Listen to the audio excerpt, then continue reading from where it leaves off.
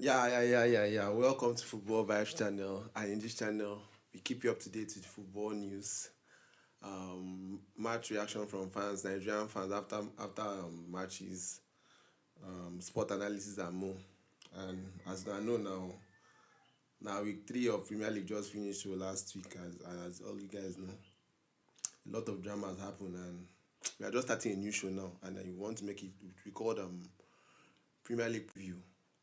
For today, I'm the only one here, but subsequently, I and my other members will be giving you sport analysts. We'll be analyzing different matches and giving you maybe talk about different matches and share reactions on what really happened, like during some weekends or after matches. Tell you what's really happened in matches also, and give you a candid opinion. Sometimes we'll also be previewing future matches. But for now, we know that we are in the international break now. Nothing they happen. Everywhere just the very very dry. So today I'll be first of all previewing matches. Then I'll give you my, how will I call it, MVPs of the week. Like the players that stood out for me in the Premier League for the week. Then I'll tell you my top four clubs. Sorry, top four, and the three clubs I think will go for relegation. Yeah, that's what I'll just be updating you in this little piece of video we're doing today. On Friday, it started with Luton and West Ham. Yeah, West Ham discarded Luton now 2-1. Bowen had the show there, and Bowen and Zuma, I think they are the two that scored there, and they won the match. This is the one that has really been, they have been catching fans out of shock here, because West Ham for us has been a boogie team. Last season they were struggling to stay in the Premier League. They had the worst, like the one of the worst team last season. West Ham was really bad, really bad. But this season they have picked up, and normally they sold Declan Rice to Arsenal for 100 million. Imagine you selling your best player, and they bought Ward-Prowse, they bought Alvarez, Kudus from Ajax too. People were just thinking, how would they even survive? How would they even play well? Because the Claras was like a very vital piece in their midfield last season. This people are surprising us, really. They are really surprised. I know most of you are also shocked by this West Ham rejuvenation. Since the Premier League started, they are the ones that had that 100% record now. I think they have won their three straight matches so far. West Ham has won the three matches that I think they have played so far. Apart from Man City that has been on top form this season, West Ham has also been on form. It has really shocked a lot of people. West Ham, West Ham go just dey flop teams anyhow. The boost. Some people say they have not made a big team, but starting the season well like this is very encouraging for West Ham, because of the fact that they lost a very vital player in their midfield. So West Ham has really been doing wonders. Another star performance came from Tottenham. Hey, Tottenham. Judging from past, I think I've checked a lot of reviews from various pundits. They tagged Burnley to be a surprise package this season. So Tottenham going to flog Burnley 5-1. Sorry, it was 5-2. Yeah, 5-2. 5-2. 5-2 at Tough Moor. A very tough place to go to normally in the Sundays time. So Tottenham dispatch Burnley like that. They are really playing under this their new anti-Postecoglou, that's his name. Very hard name to pronounce. Sorry if I got it wrong. They are really trying. And Son took the show by himself. Son had a hat trick in the game. That was a very magnificent one for Son. Going and scattering Burnley. And Maddison also had a very good performance there. But Tottenham are really doing well this season. And as an Arsenal fan, I don't like it. Normally we are rivals. So seeing Tottenham doing well is not it's not something that gives me a lot of joy though, but they are really playing good football, and they are stating their performance with good results too. Having 5 goals in Burnley. And Burnley, this is a very bad one for Burnley, because this Burnley say if they continue like this, if like in a relegation they will come go, because hey, you know go just come Premier League come dey collect like this gbas gbos. Company needs to really sort out a way to really hook this is Burnley team, because Burnley cannot come and be conceding goals like this. If you start like this, that means you'll be struggling to win matches. People like his style of play, attacking style of play, but does that really work in the Premier League? Share your thoughts on it for me. Does it really work in the Premier League? Because when you come to Premier League, you need to be resolute. Find a style of play. If because that's how Norwich came that some seasons back. Norwich came to play beautiful football and still went back to the championship. Beautiful football will not carry you anywhere as you are a small team. You need to be resolute at the back.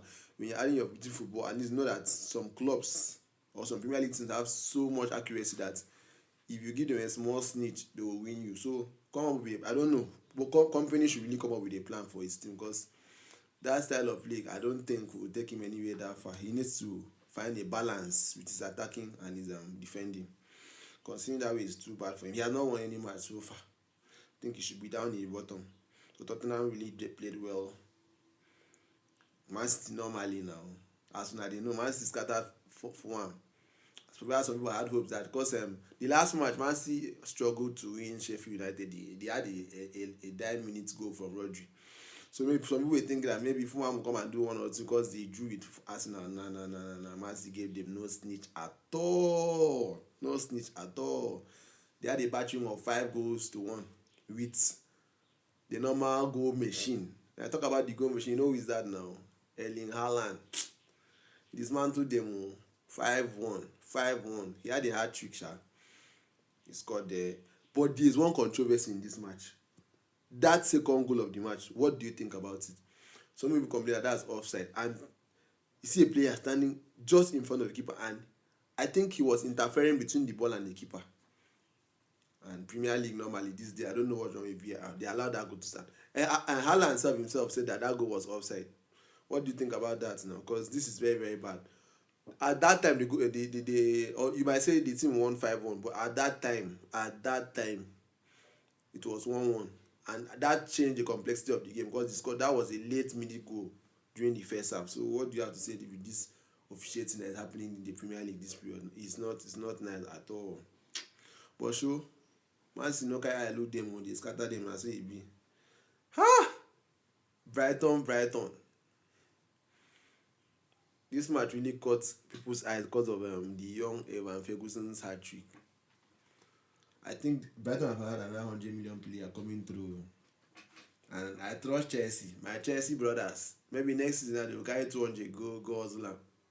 But the 18-year-old player is really, Irish player is really, really working well. Because Brighton's catching Newcastle last season, nobody would think that Newcastle will get this kind of battering at the Amex Stadium. But Newcastle, I think they are slowly falling down small, they fall down. It was a very, very bad one for them. Losing to Liverpool last time out from a match they would have won. Yeah, Newcastle getting that kind of battering at the Amex Stadium was too bad because we thought that Newcastle would build from last season. They were very, very, very, very resolute last season. They lost only 4 matches back. Should be 4 or 5 matches. I've forgotten the start, but this season they have lost 3 so far. And the season has not even gone far. It's too bad for them. It's too bad for them. Because that was a very shameful performance.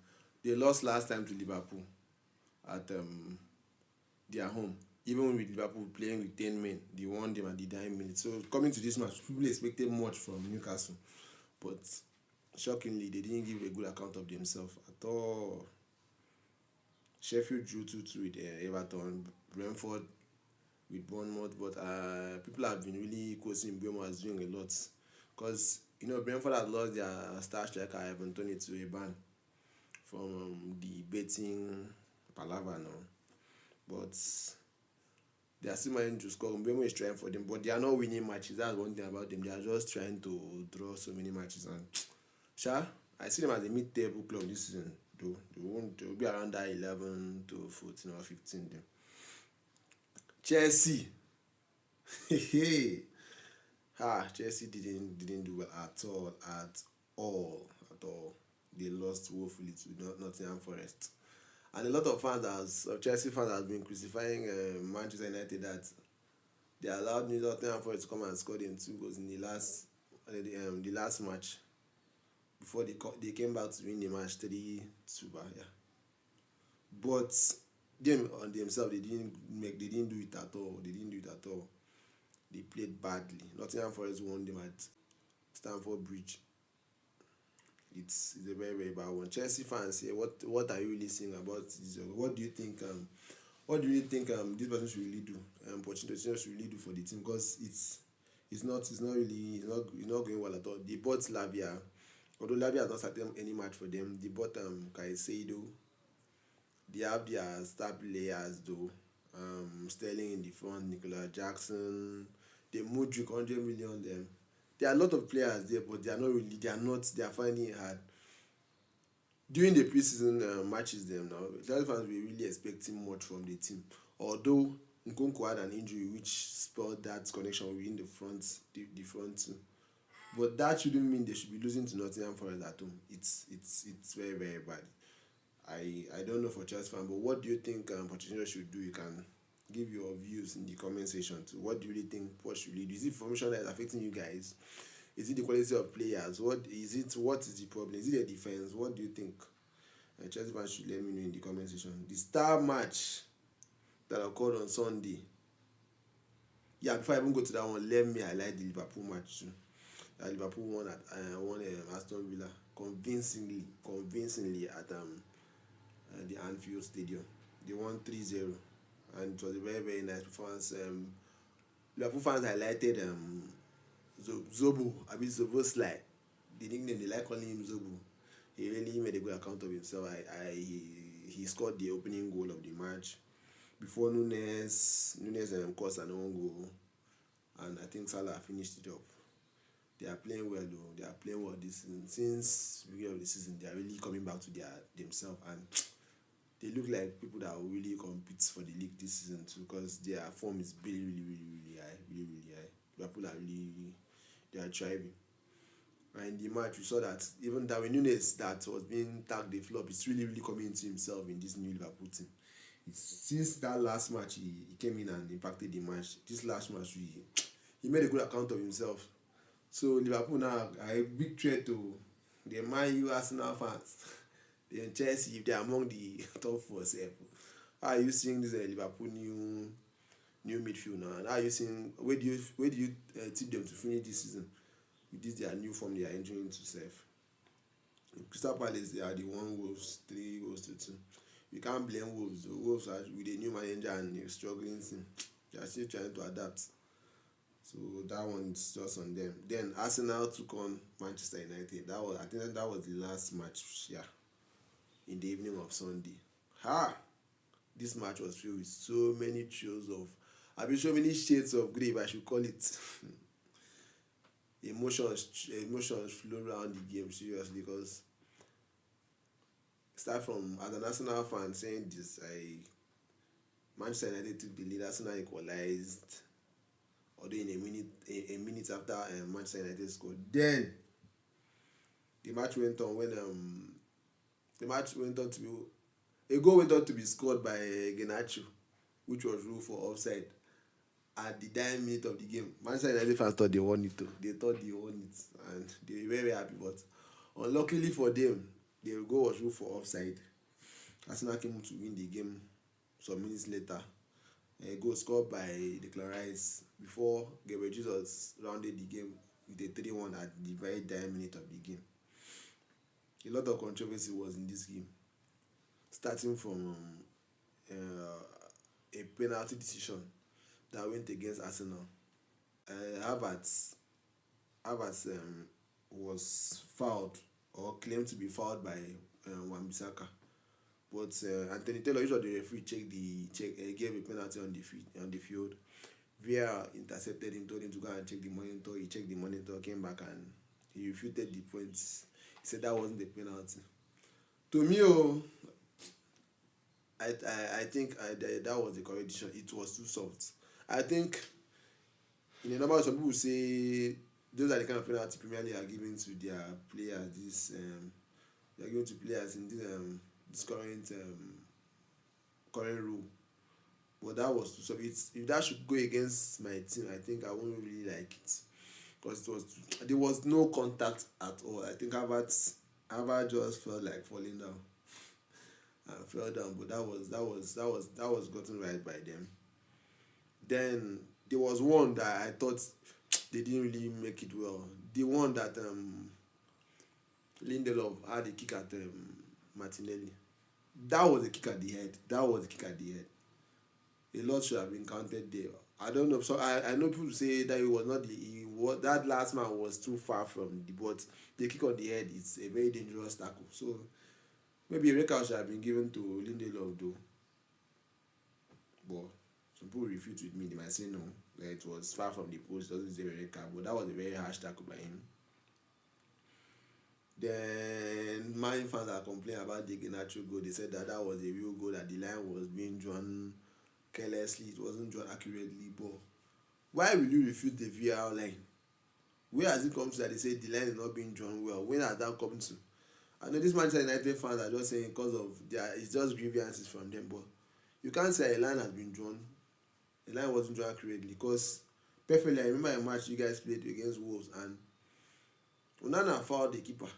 VAR didn't go to check it, or they didn't even call for it, and you guys didn't complain and say that was a foul. You guys just kept quiet and went on. And now a VAR decision has said that the match is, or that the line being drawn there showed the offside. You guys are saying it's not offside. How will you say that? That was a correct decision. I think that was clearly offside.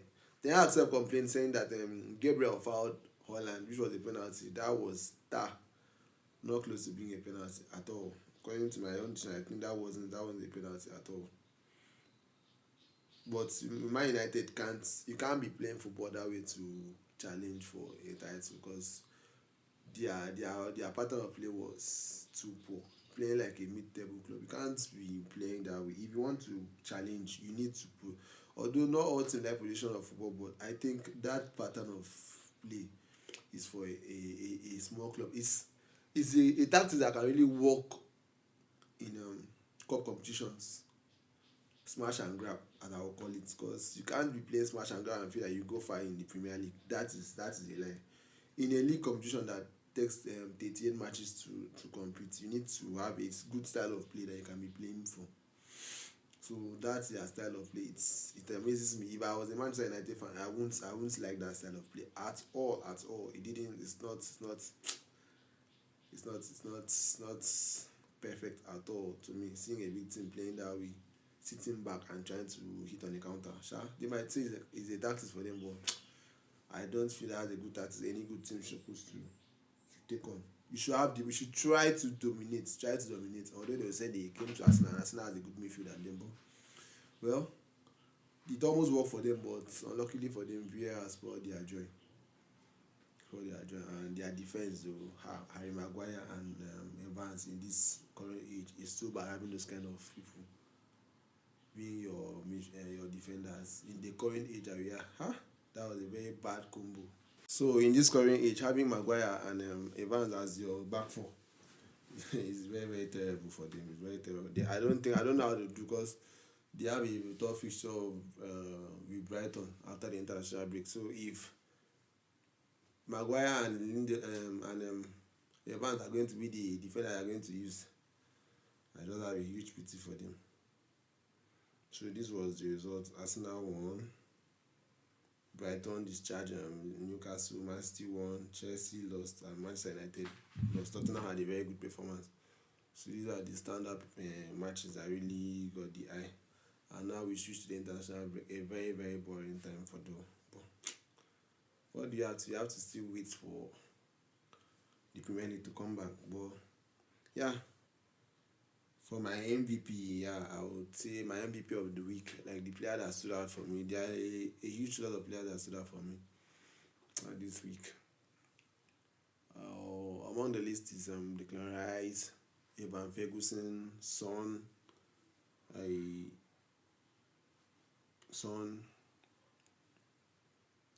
Haaland, normally Haaland. So, but I'll give it to Declan Rice though. Not the same. Live there. It's not about sentiment though. I think in that game, Arsenal lost Partey to an injury, and him coming to come and perform and even scoring the winning goal was a very huge one for me, because we know that a lot of players were bought for big money, but I think he's one of the players that has really come into the team without minus the price tag. He has really come into the team, adapted into the team performed as if he has been a player in Arsenal for a very long time. So playing that well in a very huge match of that nature, I think Declan Rice deserved the MVP of the week. He really played very well, very well, and he deserved that too. But you can still shout out to Evans though, and Brighton Evans, Haaland, them and Son. They played well. They had that. Three of them had a hat trick, so there are still options to be judged to. But I give it to Declan Rice because of the price tag and the performance and the nature of the match he partook in. Yeah. Yeah, and judging now, I'll be telling you guys the three teams I feel will be the top three. Abi? Yeah. The three top teams in the Premier League. I'm just giving my prediction though, not from anywhere. What I think from the matches so far. And the three bottom teams too. For the first team, I think I'm having that day urge to see Arsenal, but I can't really see. Man City, I think they'll still go because hey, Man City normally used to start poorly and later going to pick the form and start playing well at later in days of the season. But starting the season this time around, they have had so many factors to affect them. They lost Gundogan, but they are still winning matches with Kovacic. Their coach Pep had a back surgery and he traveled to Spain, I think, for treatment. And they are still be winning matches upon that. The had injury and they are still winning matches. So I think Man City are stoppable this season. So Man City first. I'll give the second to Arsenal. Let me just give my team. I believe they will do so. This is me being optimistic. Arsenal. Then the third, Liverpool. They are forced to reckon. If Man City don't win the league, Liverpool also are forced to reckon because I think they are back to themselves. Since they lost Mane. Because me, I don't believe that some say it's not Mane that was the issue, but I think Mane was a very huge loss to them. So since lost Mane, I think this is the time I've seen them playing as good as that way. I think Liverpool will also compete for the league though, but I'm tipping them for third position. Then the fourth position, I'll give it to Tottenham. Tottenham. I don't see Man U and Chelsea going that far with their performance so far. They really need to captivate me to align them. Then maybe the field and distribution can be for them.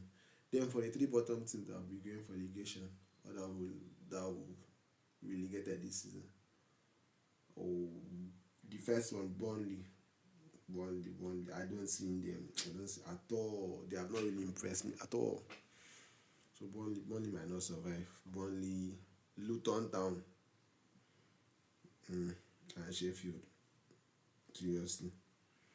Burnley, Luton Town, and Sheffield. I think the three of them are going back. That's for me. How I think the three of them are going to go back. Surely. It might come as a shock. It might not happen that way, but I really feel the three of them will go back. So what are the things that you feel? Which team are you predicting to be the top four this season? And which one are you tipping to go down to the championship? And you can share your views and share your comments in the comment section. Let me know. Also, let me know your MVP of the week, the player you thought or you think played very well last match week. So thank you for having me today. If you are new to the channel, this Football Vibes channel, and in this channel we keep you up to date with a whole lot of things in the world of sports, especially football. We give you Nigerian fan reaction after matches. We analyze sports and we share you latest news in the world of football. So if you are new to the channel, please subscribe to the channel, like, share, comment. Thank you for watching the video. Till next week. Bye.